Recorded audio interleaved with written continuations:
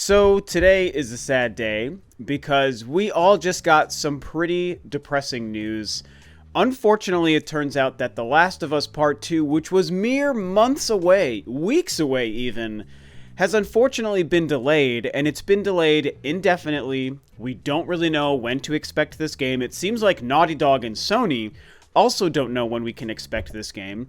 It's a result of this crazy situation that we all continue to deal with and that currently shows no signs of going away, at least out here in North America. And unfortunately, this game that so many of us were so excited for is not going to be releasing on time. A lot of us saw the updates from Sony, from Naughty Dog themselves, from Neil Druckmann about what's happening with The Last of Us 2. I first noticed it via this tweet from the official Sony PlayStation Twitter account. But after that, Naughty Dog actually released a pretty thorough statement that really kind of helps spell out what's going on. So let's go ahead and read that, and then we can discuss sort of what's happening here. As you've likely just seen, the release of The Last of Us Part 2 has been delayed. We're sure this news is just as disappointing to you as it is to us. We wanted to reach out to all of you in our community to give you a little more information. The good news is we're nearly done with development of The Last of Us Part 2. We are in the midst of fixing our final bugs. However, even with us finishing the game, we're faced with the reality that due to logistics beyond our control, we couldn't launch The Last of Us Part 2 to our satisfaction. We want to make sure everyone gets to play The Last of Us Part 2 around the same time, ensuring that we're doing everything possible to preserve the best experience for everyone. This meant delaying the game until such a time where we can solve these logistic issues. We were bummed about this decision, but ultimately understood it's what's best and fair to all of our players. We're hoping that this won't be a long delay, and we'll update you as soon as we have new information to share. We wish you all, your families, and your friends the best of health. Thank you for being amazing fans and your continued support. Stay safe. From Naughty Dog. So there you go. That spells out the entire situation. Again, it's pretty clear that what's happening with this worldwide health situation, which again, no YouTuber should say, heaven forbid YouTube demonetizes you. We know that that situation is affecting here the development and the release of The Last of Us Part 2. Now, people seem to have a lot of kind of mixed feelings and emotions on this decision.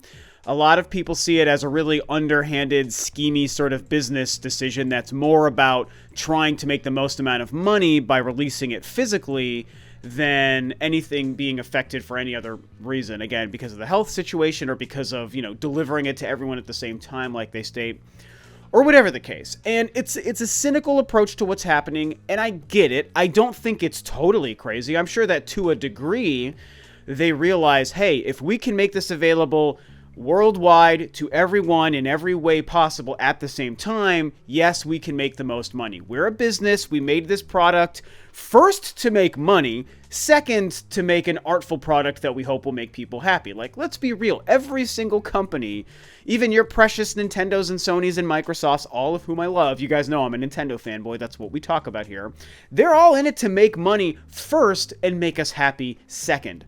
Fact, not even a bad thing. Provided your business practices are good around that, the intent and the motivation to be a profitable business first and foremost is fine by default. And so if that's what if that's what Naughty Dog is worried about here, I honestly don't fully blame them. And I think I could even see how that could be true. Maybe they're thinking, if we just put it out digitally on May 29th, the original release date that they're delaying it from, if they put it out digitally, like a lot of people are saying for them to do, there's a good chance that a couple of things will happen. Business-wise, they might not make as much money because a lot of people, myself included, would want to wait for the physical version. And so you're going to be splitting your player base and splitting your revenue streams by the people who are willing to just buy it digitally day one, and then the people who are going to be waiting. The problem then becomes if we step away from the business, because yes, they're going to make less money on the initial launch because of that. There is something to be said, and I think this is kind of what they're talking about a little bit here when they talk about the best experience for everyone, is the fact that suddenly half of the world and half of the player base will experience the game, will put video clips and stuff online of the game, and suddenly spoilers are out there for, weeks or months until the physical version releases, and those of us who want it physical pick it up physically. That is a huge window of time for people to have it spoiled who otherwise wouldn't, because most people would pick it up in their preferred method and be able to experience it that whole time. And so by segmenting the release with digital first and physical later because of the whole health situation, you run the risk of ruining the experience for some people. I think that's what they're talking about, and I completely understand that. And as somebody who would want to wait to pick up the physical edition, I appreciate that because I don't want to be at risk of getting the game spoiled. And, you know, some people would be like, oh, just avoid the internet, just don't pay attention to spoilers. And it's like, I get that in some situations where it's like maybe you have to wait a couple of days to play a new game or a couple of days to see a hot new movie or a new TV show, the season finale of a show or whatever the case. But to go an undetermined amount of time, we don't know if it's days, weeks, or months, or even 2021 for all we know, before the physical edition would launch. That's way too long to tell people to just stay off the internet. Like, it doesn't work that way. You know, if it's opening weekend of a movie, I get it, okay? If it's the day after the season finale of a new show, I get it. But if it's an undetermined amount of time from digital release to physical release, you can't tell people to avoid the internet and avoid spoilers. They're gonna get out there and we would all have it spoiled. You know, if something crazy happens in the game like Joel dies, you know, just guessing, oh my god, not a real spoiler, I'm guessing. You know, let's say Joel dies in the game. All of the people who play it digitally will know it and start talking about it, and then the collection of us willing to wait for physical will inevitably see or hear that Joel dies in the game. It's just gonna get out there. It's unavoidable. And I'm sure that, yes, it's business decision first, but I also think partly it's that. Now, there's another interesting angle to this that I haven't seen a lot of people talking about, but I think it's worth bringing up. And I will fully admit, this angle didn't even come to me myself. This actually came to me from listening to what I think was the most recent episode of IGN's Game Scoop podcast, which, full disclosure, I love. I love the Game Scoop podcast. I listen to it every week. I love the kind of, you know, four crew that's like the stable crew of that show. Damon Hatfield is one of my favorite personalities in gaming, for example, in the journalism space, I should say. And in their last episode, they actually read an email from a listener who suggested, and this was before the delay, this was like a week or two ago, this person wrote in and they read this email. They suggested how maybe Naughty Dog would want to delay The Last of Us Part 2 because of the similarities of the story to what we're dealing with in the real world. And again, this was just a suggestion weeks ago. This was before the actual delay.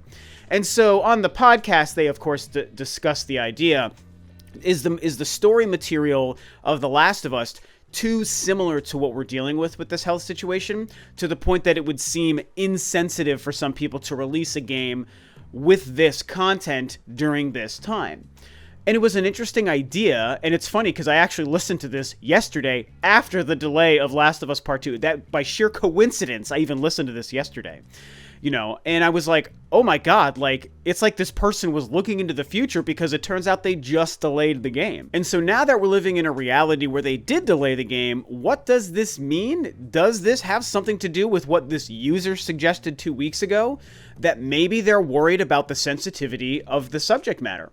And because of the worldwide health situation and even the potential scary future, does it become something that looks too much like the setting and the story and the tone of The Last of Us, and that it would be insensitive? And you know, maybe. I don't think that that's the reason they did it, but could it be one of the many reasons that factored into their decision here to delay this game?